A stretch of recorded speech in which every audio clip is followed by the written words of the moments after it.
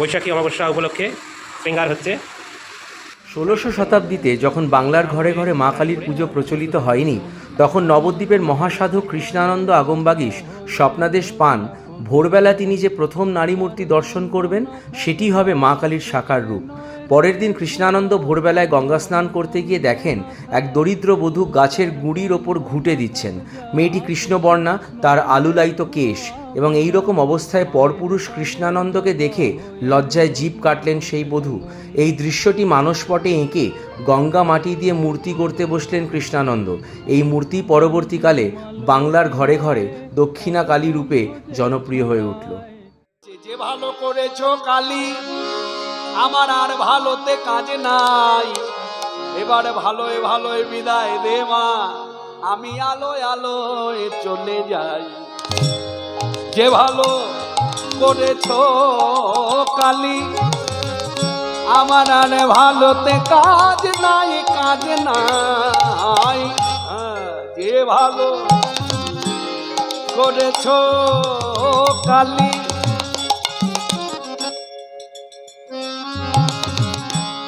মা তোমার করুণা যত ওমা বুঝিলাম অবিরত। মা তোমার করুণা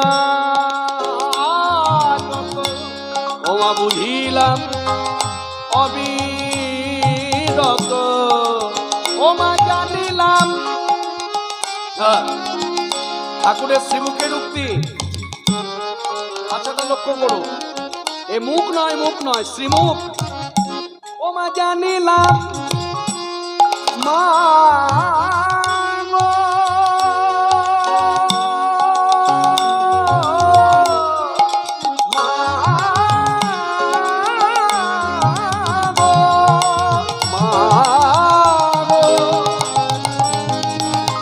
ব্রহ্মময়ী পড়ালো বদনী কপালিনী।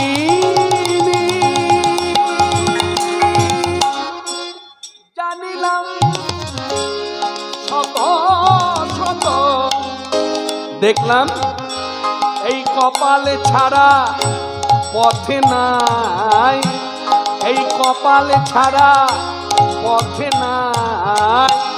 যে ভালো করেছো কালী, আমার আর ভালোতে কাজ নাই, এবারে ভালোয় ভালোয় বিদায় দে মা, আমি আলোয় আলোয় চলে যাই।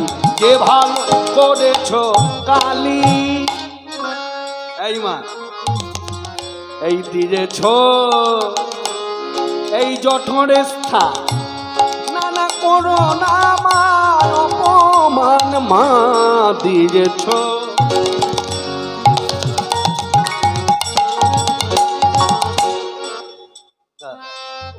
জানিলাম শত শত, দেখলাম কপালে ছাড়া পথে নাই। যে ভালো করেছো কালী, আমার আর ভালোতে কাজ নাই, কাজ নাই। যে ভালো করেছো কালী,